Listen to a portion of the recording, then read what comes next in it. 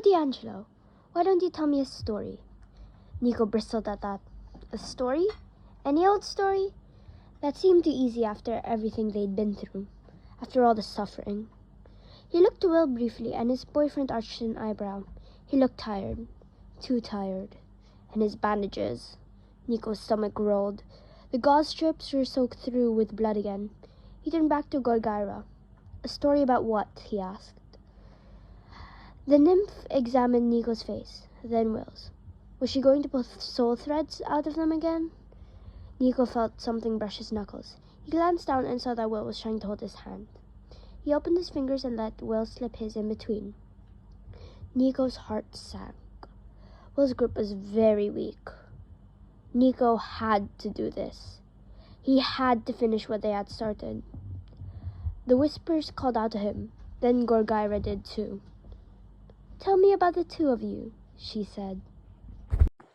Chapter 1. Nico faced the worst decision of his life. He was certain he was going to mess it up.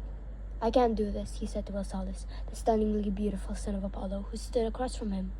But it was Austin Lake, one of Will's half-siblings Nico chose to focus on. He was pacing behind Will, which only made Nico more nervous. "Stop moving, Austin," said Nico. "I can't concentrate." "Sorry, dude," said Austin. "This is just so stressful." "You gotta choose," Will said to Nico. "Those are the rules." Nico frowned. "I'm the son of Hades. I don't live by most rules." "But you did agree to these," said Kayla Knowles, another child of Apollo. She twirled a cherry lollipop in her mouth.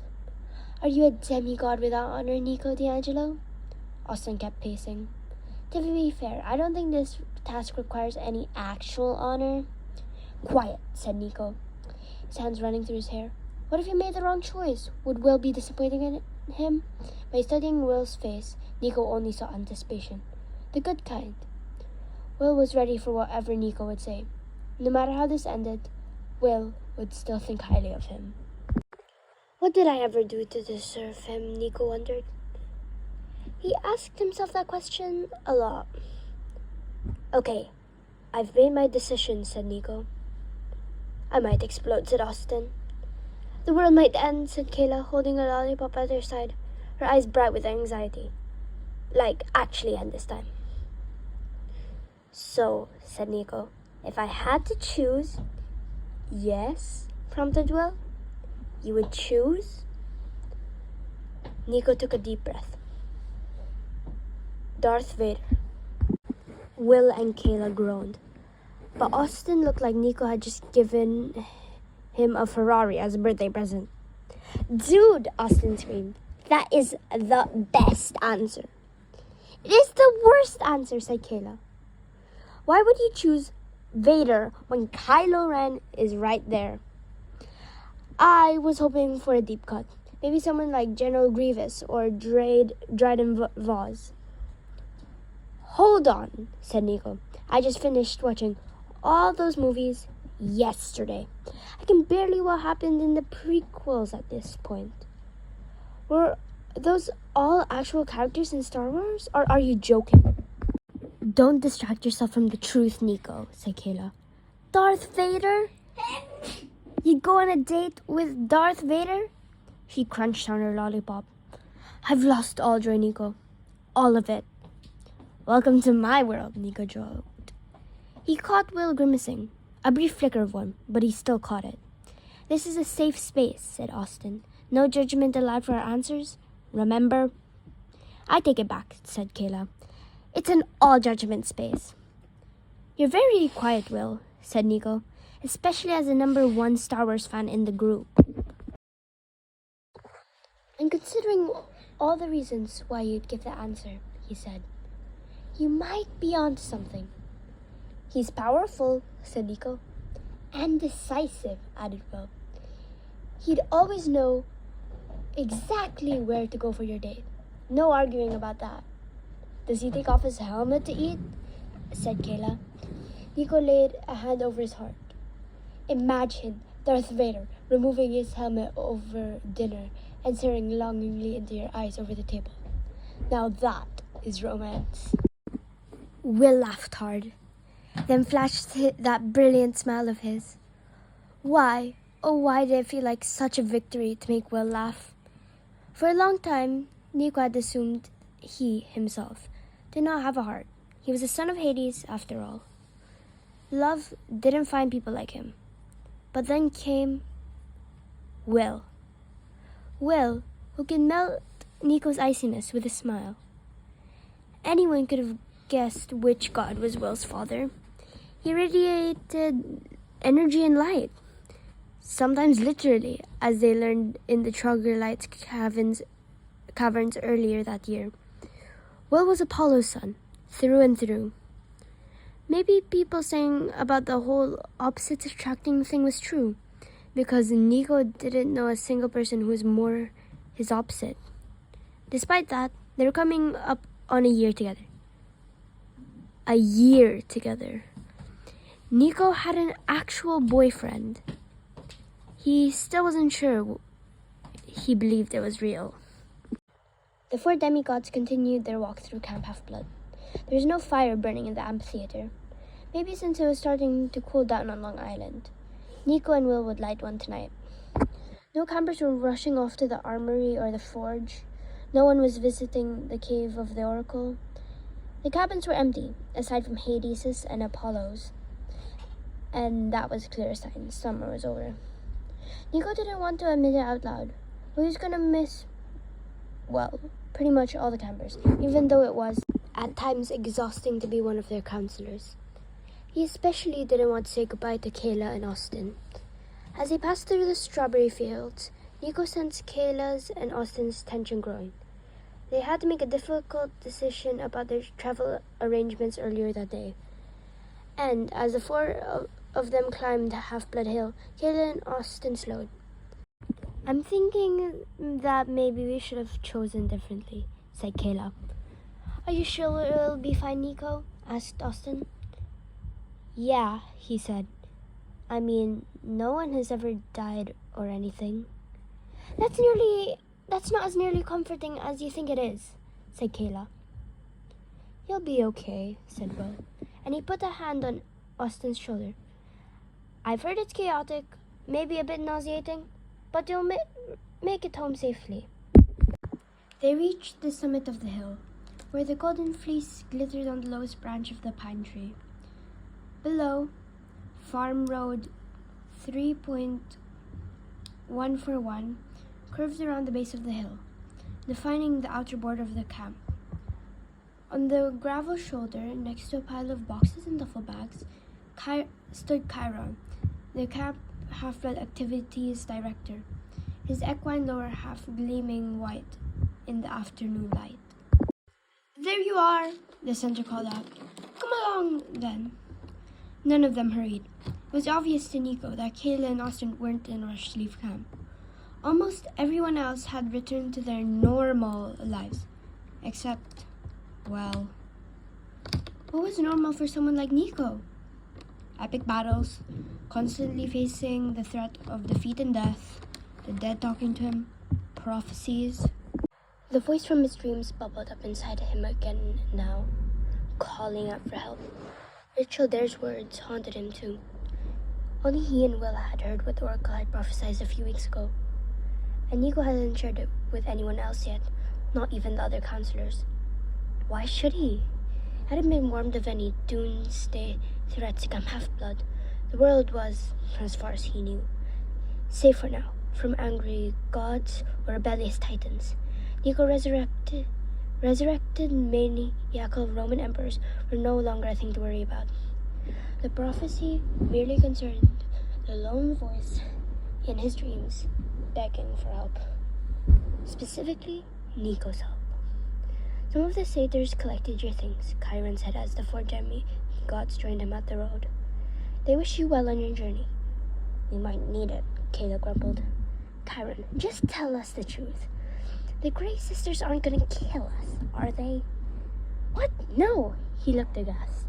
"At least, they haven't killed anyone so far." "You and Nico!" cried Austin, throwing his hands. "Both of you think that's an acceptable thing to tell us." Chiron's smile lines crinkled around his eyes. Now, you're demigods, you'll be fine. Try tipping them a few extra drachmas at the start of a trip, though. I heard that helps make the experience less intense. He fished in the pocket of his archery vest, pulled out a golden coin, and threw it into the road. Stop, O chariot of damnation. No sooner had Chiron finished speaking than the taxi arrived. It did not putter or cruise up to the group. It appeared. The coin sank into the road. Tendrils of dark smoke curled upward. The tarmac twisted, and the Grey Sisters taxi erupted into being. It looked like a taxi, all right, but its edges swirled and wafted if you stared at it too long. Nico had heard all about Perseus, Meg's, and Apollo's experiences with this particular mode of transportation. They'd repeatedly told him that they preferred his shadow travel to the bumpy, vomit-inducing nightmare that was riding in that car. The Grey Sisters had a long history of detesting heroes, and at this point they viewed every inhabitant of Camp Half-Blood as a potential hero to be detested.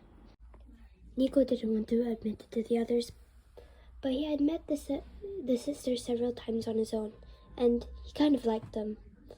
They were thorny, difficult, stuck in their ways, chaotic, yet weirdly dependable. They wore darkness on their sleeves. For Stick's sake, they all shared a single eye. How could Nico not appreciate them?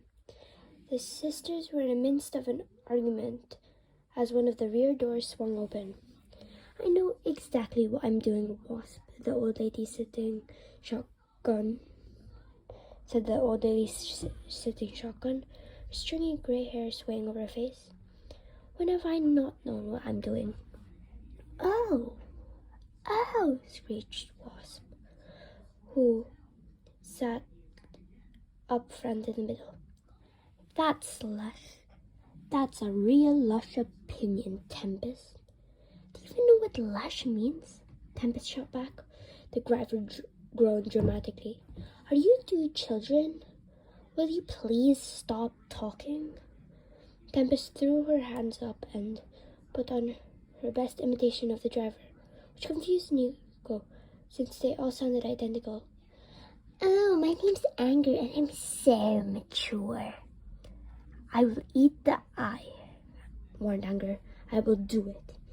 You wouldn't, said Wasp.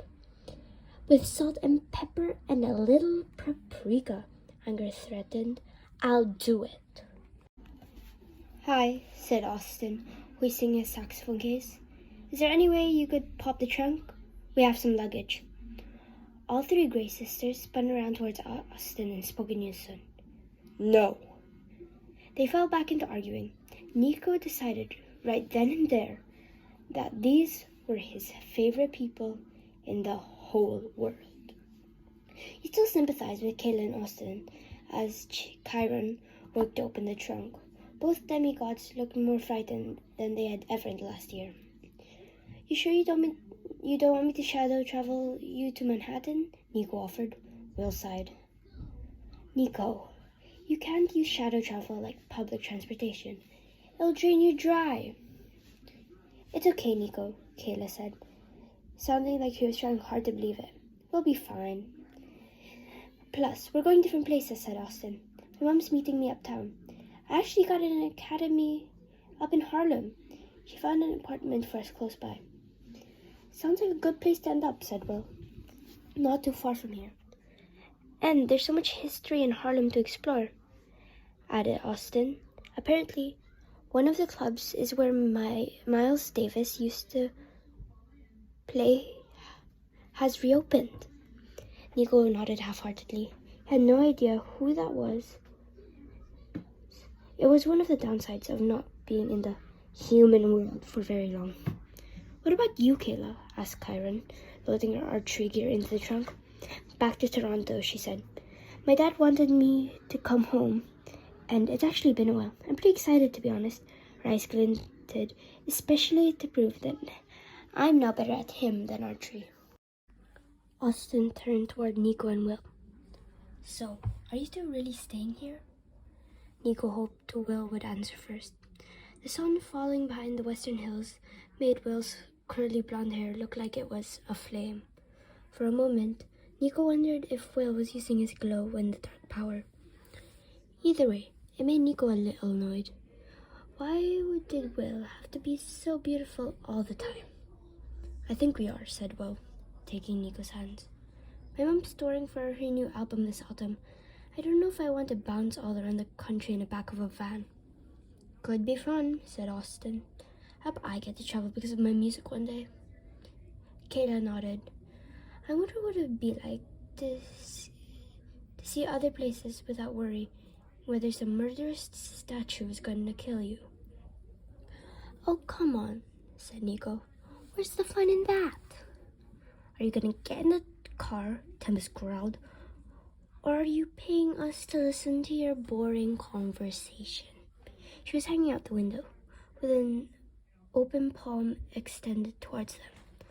Austin paid her 3 drachmas to bring her heavily as Chiron suggested. Tempest exclaimed at the coins for a moment. Nico didn't know how. She had no eyes behind that thick, grey curtain of hair, then grunted. She pulled herself back into the car. Get in, she said. There were quick hugs and cheek kisses. And then Austin and Kayla climbed in the back seat of the Grey Sisters' taxi. All the while, the sisters continued to argue. Kayla looked around the cab. We've been on worse adventures, she said to those outside the car. Have we? Asked Austin. Anyway, hope to see you soon, said Kayla. And don't get into any trouble, you two. Austin leaned across Kayla to poke his head out of the window, a mischievous excitement on his face. But if there is trouble, Will waved at them. You'll know, promise. Be safe yourselves, Chiron called out. Drive, Anchor, drive, screamed Wasp. Isn't that what you do? Honestly, why do you even sit in the seat if you don't? Her words were lost as the taxi jerked forward and disappeared into a blur of grey. Yep, Nico loved the sisters. So that's it, said Will. They were the last, weren't they? Indeed, said Chiron. Aside from the staff, the satyrs, the dryads, Camp Half-Blood is actually empty. The old centaur sounded a bit lost. As far as Nico could recall, since he started coming here, this was the first time there was no demigods present, aside from him and Will. That is, this is weird, said Nico. Really weird. A lot has happened over the past few years, said Chiron wistfully.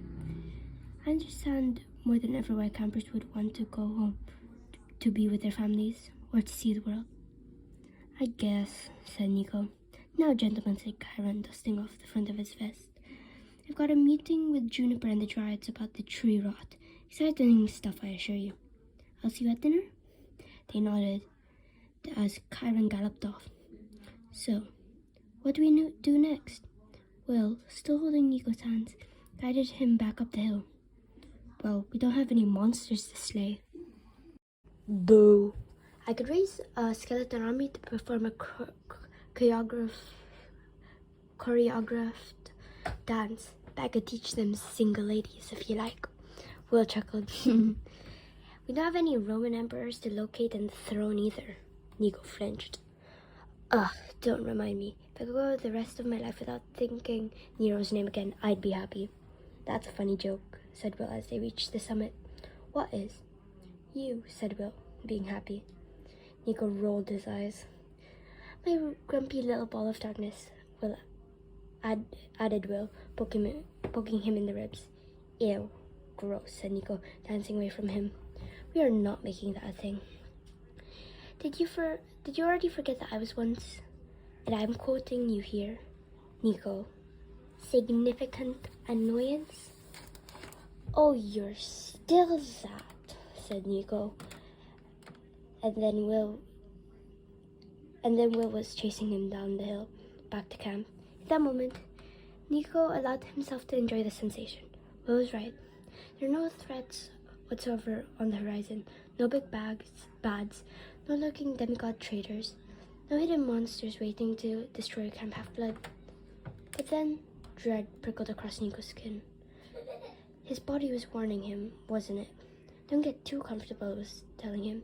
He's waiting for you in Tartarus. Or have you forgotten about him like everybody else did? Maybe this period of rest wasn't such a good thing. If Nico didn't have some terrible monster or villain to fight, then what excuse did he have to ignore the voice any longer? The truth was, he couldn't ignore it even if he wanted to. He'd been visited by so many ghosts over the years. The dead wanted to be heard. And who better to listen to them than a son of Hades? But this voice did not belong to someone who had passed on. And Nico had never heard someone sound as desperate for help. So his mood was muted by the time he and Will made it to the dining pavilion after stopping by their cabins to freshen up first. It felt strange to be in this place that was normally so alive.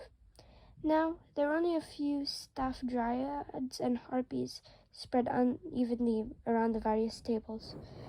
The camp director, Dionysus, Mr. D, to all of them, was lounging at the head table with Chiron, who had somehow beaten them to dinner.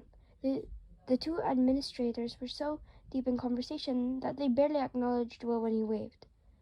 The satyrs who served Nico and Will didn't seem at all that thrilled to be doing so.